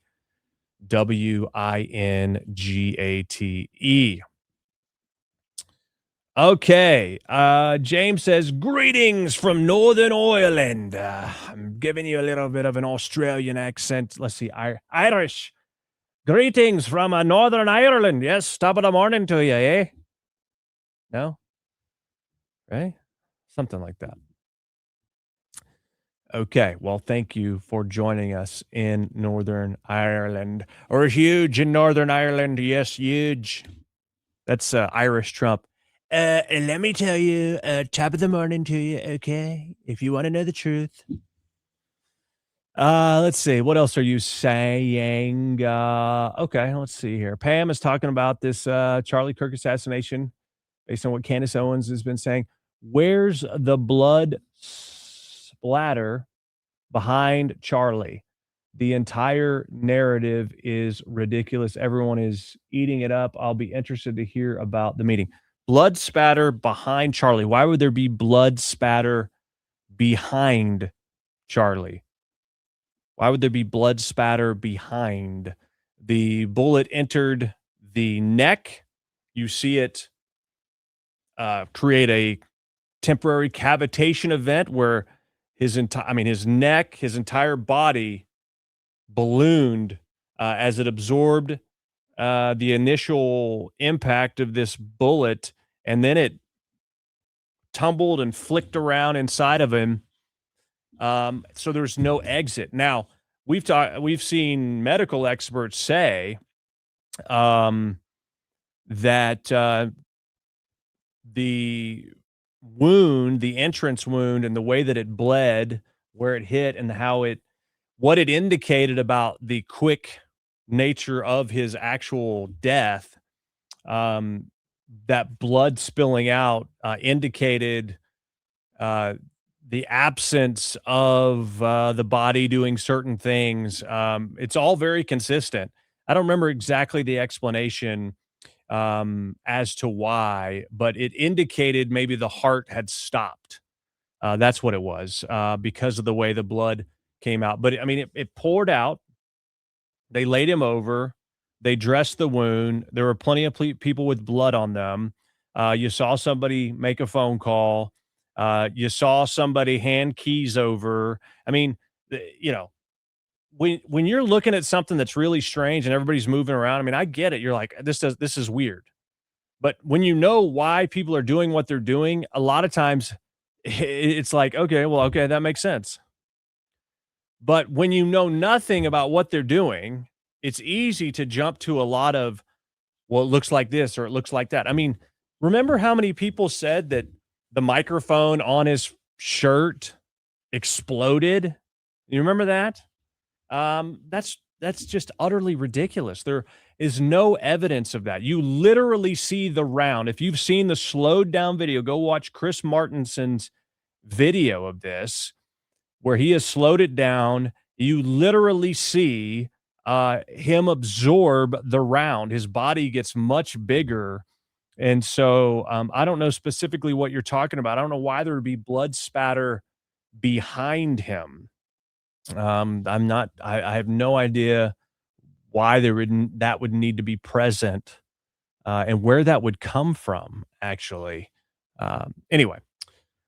Okay. I'll await your answer on that, Pam, and see if there's something I'm just not, I'm misunderstanding maybe about your question. Okay. But I mean, I've watched all the videos. I've examined it from multiple angles. Believe me. I mean, a little bit of credibility and trust would be nice here. When something doesn't add up, I'm like the first person to bring it up and say, this doesn't make sense. This doesn't make sense. This doesn't make sense.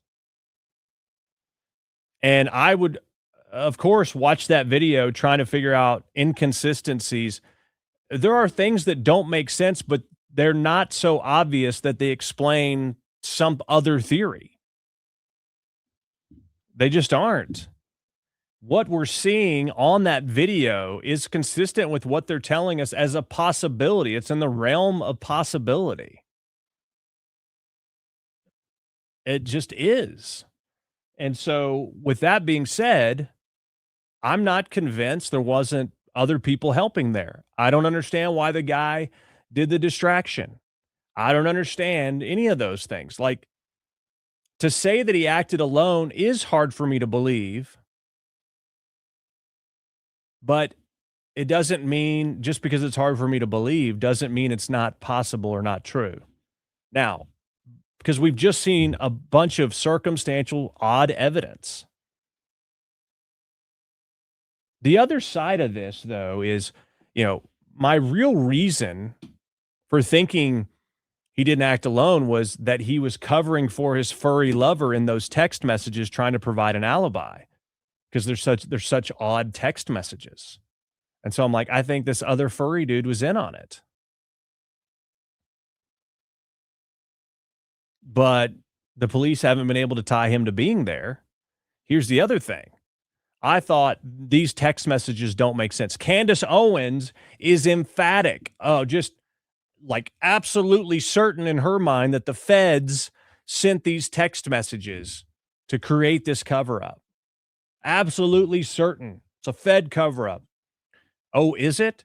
Have you read Tyler Robinson's messages on the various Discord channels, these online channels? Have you read any of his correspondence going back months and months, if not years? Have you read any of it? That's exactly the way that the guy types, in complete sentences, rarely ever abbreviating anything. He types things out like he's a nerd. Again, I'm a supporter of actual correct grammar and punctuation in text messages, believe me, but the way he's communicating it is very nerdy when you read it. Like, okay, you're a dork. But that's the thing. He's consistently a dork in the way that he communicates via text in these Discord channels. It matches. So you might go, it doesn't make sense. Who would type that? That's the feds. Actually, that's the way this guy communicates and has for some time. It matches. Does it make sense to you or me? No. But there's a lot of crap and a lot of things people do that doesn't make any sense to me. But I'm not God and don't say, if you don't do this a certain way, then it's wrong. No, I don't have that power. Just because it's something I wouldn't do or something I don't understand doesn't mean it's not true. And that's the mistake I think Candace Owens is making, even though I think she knows what's true and what isn't, and she's just milking this thing. But that's the danger a lot of people make. If it doesn't make sense to you, then therefore it couldn't have happened. Well, you also have to go into this with a dose of humility and say, is it possible? Like, I don't believe it. It doesn't make sense to me, but is it possible? And that's what a lot of people fail to do. They just say, it doesn't make sense, so it couldn't have happened. To me, it doesn't make sense that two young guys would communicate like this, but they've been doing it for quite some time in the same manner. So I'm backing away from the possibility that this guy worked with someone else, specifically his gay lover, trans, furry boyfriend. I'm backing away from that now after reading the correspondence, because I'm like, well, maybe the furry didn't have anything to do with it. I really don't know, but that's what I'm saying. I'm not saying he didn't or he did. I'm just saying I don't know. There's enough reasonable doubt now, but they're certainly in the beginning, I'm thinking this is a cover. They're covering up their coordination by basically texting this alibi, so to speak. So you see what I'm saying? With more information, you can adjust, but I'm adjusting away from any kind of conspiracy possibility. The other whole side of this is, if there was credible evidence, like there's credible evidence with the Thomas Crooks assassination attempt of President Trump that make no sense. How he got on that roof specifically with all that security there and that situation, the drone, so many things that were overlooked. Okay. And then the fact that, like, you're not seeing this footprint about him or anything. And of course, he's dead, so you can't ask him anything. You see, all these things happen, and you go, yeah, there's got to be more to this. There's enough there where you're like, so, I believe there's more to this. That's not the case in this Charlie Kirk assassination. It's not the case.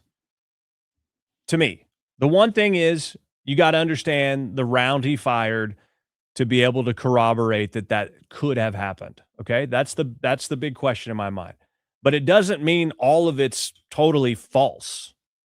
The problem is with people rushing to throw out all these conspiracies about a freaking Egyptian plane and all that. All it does is diminish the heinous, evil act of the guy who did it, which I believe for sure is Tyler Robinson. Whether he had help or not, I don't know.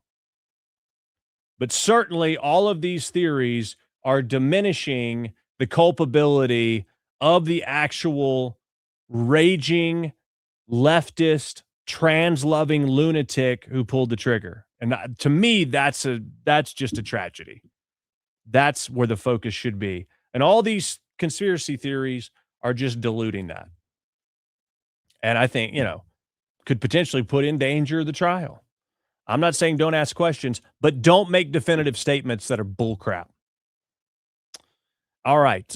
Speaking of crap, former President Joe Biden is having a hard time raising money for his library.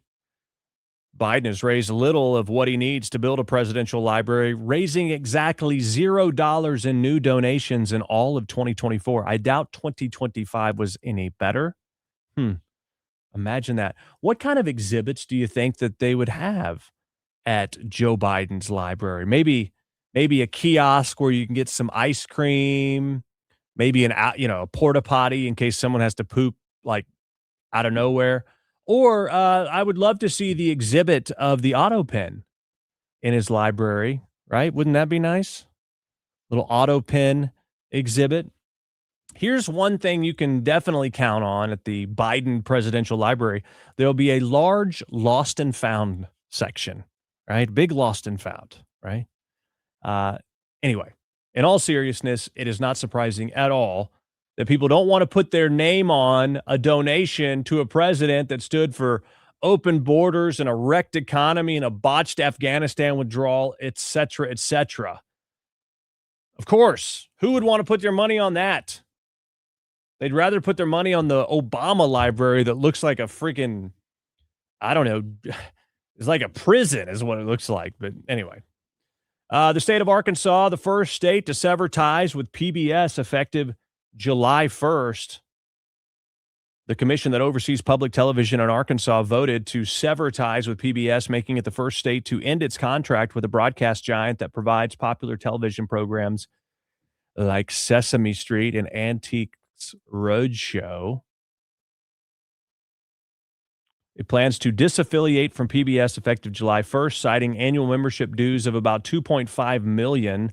It described as not feasible. So the state of Arkansas, and probably in your state as well, but the state of Arkansas paying PBS $2.5 million to basically, I don't know, indoctrinate people. A lot of great programs on PBS, but it's also quite liberal. The release also cited the unexpected loss of about that same amount of federal funding from the Corporation for Public Broadcasting.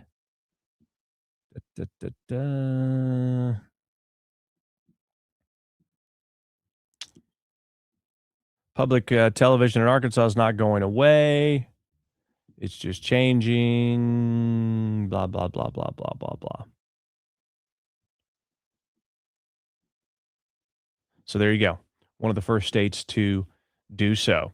Good news here. More than 9,500 commercial truckers have been taken off the roads nationwide. We continue to hear of these stories, unfortunately, after it's too late, of these illegal immigrant truckers that were given a commercial driver's license in a state like California or Illinois, killing an entire family because they weren't obeying traffic laws. And many times they don't speak English and can't even read the traffic signs.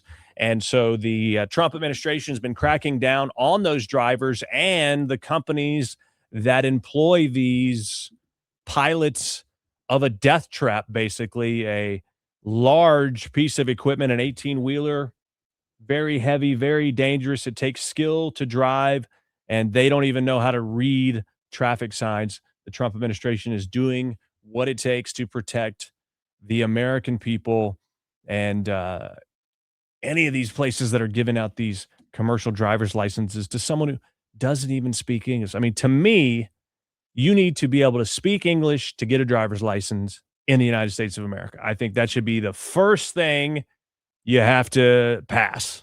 You can speak English just to get a driver's license.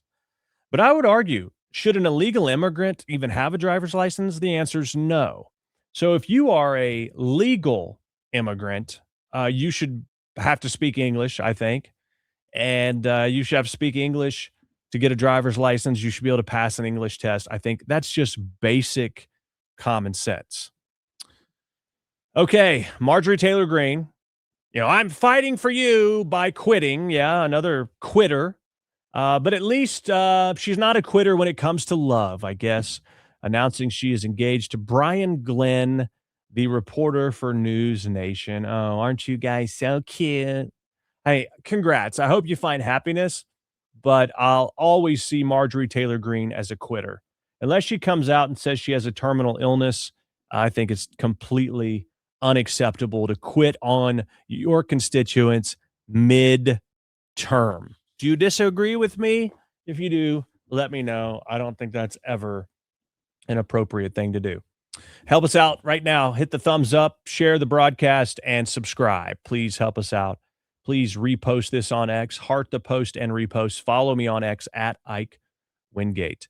A big win for Maha. Walmart is removing food dyes in some of its foods. The nation's biggest retailer embracing the Maha movement, Walmart currently working on making its store brand food free of food dyes and 30 other ingredients. From Bentonville, Arkansas, the headquarters for Walmart, Fox Business's Kelly Saberi is looking at that. What'd you find out, Kelly? Hi, Bill. Welcome to Walmart's Culinary Innovation Center. This new building is 23,000 square feet where food scientists, chefs, and people like you and me taste test these foods. Now, this is a massive undertaking as the nation's biggest grocer, and each of these products has its own unique challenges. Take candy, for example. Not only are they taking out the colors of the original product, but they're also working out both the taste and texture, which we know is equally as important. And it's one of their top selling categories. So let's take the sour worms, for example. They have titanium dioxide in them, and now they'll take that out, which removes that pop of neon. New versions use things like spirulina and turmeric for the color. And if you can believe it, I think the new version actually tastes better than the original. So I asked, how will Walmart, such a big company present in 9 out of 10 homes, change the way Americans eat? They tell me their decisions are dictated by the consumer, not the other way around. All right, so consumers want it, and so that's why they're doing it. Now, this is Walmart's store brand, the generic, if you will. They are removing those food dyes to allow people to be more healthy. Actually, let me hold on that. Let me get Bob McPherson. Bob McPherson says, give an example. Give an example of what? Bob McPherson says you can't get a driver's license without learning how to read traffic signs. Bob, they may have been able to somehow pass the test. But Bob, if you're not aware that illegal immigrants that can't read traffic signs are out there driving big rigs, then you have your head buried in the sand. Just go Google police body cam trucker can't identify signs. They're all over the internet. But there are stories, and Bob, I hope you're not asking this. You very well might be, because you might be a liberal that just doesn't get any real information. But I hope you're not asking this. I actually had a conversation with a liberal the other day who didn't know anything about this subject either. So maybe it's just something you guys aren't exposed to. But are you not aware of, in Florida, an illegal immigrant making an illegal turn with an 18-wheeler and killing an entire family? I mean, there's a story that comes out every week. Go Google, just Google illegal immigrant trucker crash deaths. Go Google that, and you will see countless stories. Don't take my word for it. No one is ever supposed to take my word for anything. You can go back it up, and it's not hard. So don't be lazy, Bob. Just because you don't know about it doesn't mean it's not happening. And it shows just how isolated you are from truth if this is news to you and you're telling me to give one example or prove it, or illegal immigrants, can't get driver's licenses if they can't read signs. Oh, really? There's body cam footage of people that have been pulled over that have their commercial driver's license and are illegal immigrants, by the way, but they can't read the signs. California and Illinois have both, for quite some time, been issuing commercial CDL driver's licenses to illegal immigrants.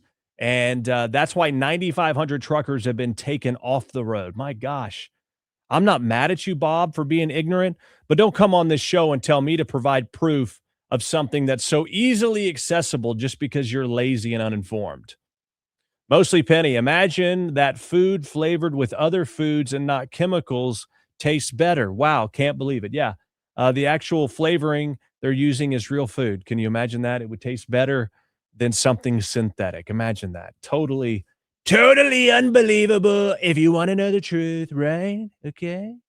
The real food, it tastes so good. Not as good as McDonald's, which is not real food, but I love it. I love a Big Mac. I do.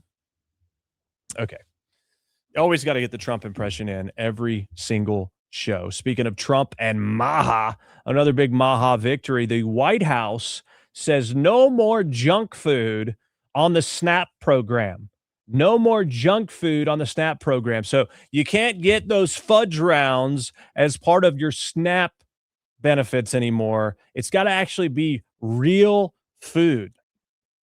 Imagine that. So you got all these people who are abusing SNAP. There are some people that legitimately need it, but there are a lot of people that go and then sell their benefits. They get $500 a month. They use $250, and they sell the other $250 to somebody else for, $150 or something. It's been happening for a long time, the abuse of the SNAP program. But you have all these people that are eating absolute crap on the government dime. So we're basically, taxpayers are funding people's bad diet habits, making them sicker, getting the diabetes, and then getting on government health care. So it's a double whammy.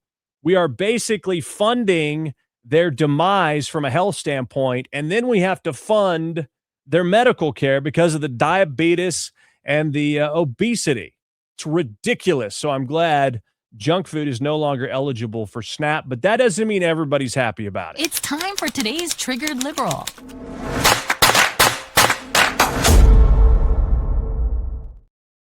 Yep, not everybody's happy that junk food is not available on SNAP.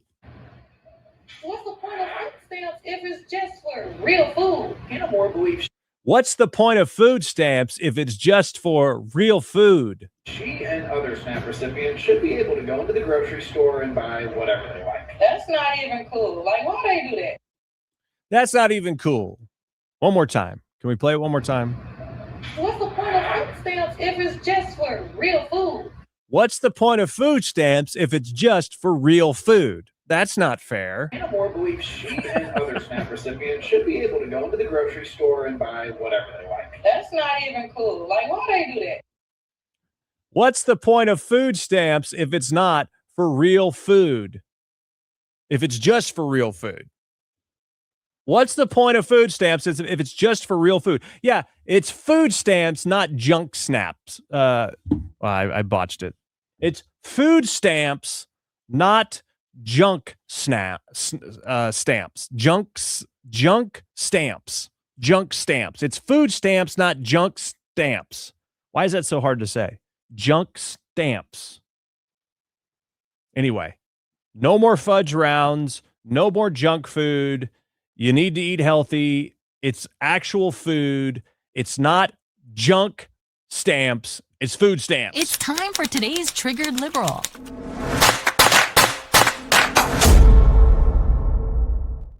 It's like the 5th time's a charm, right? On that junk stamps, right? All right, that's going to do it for today's show. Thank you guys so much for being here. Please like this broadcast and share it. Repost it and repost it over on X by hearting the post and reposting. Follow me at Ike Wingate on X. If you want to support our mission to bring you this content, help us cover our hard costs by going to IkeReport.com, IkeReport.com, and you can give via Cash App or Venmo with $5, $10, $20 to help us just cover our costs. Thanks so much for being here. I'll see you Thursday morning on Newsmax, and we'll be back again before you know it. Thanks for watching. Have a great day. I was going to come up with a new, I don't know. I was going to come up with a new sign off. I think it was something like, never lose faith, my friends. And don't live in fear because fear is not a fruit of the Spirit. Long live Charlie Kirk. Have a great day. Rate, subscribe, and leave a review. It's how we get the word out amidst the chaos. Thanks for listening to The Ike Wingate Show.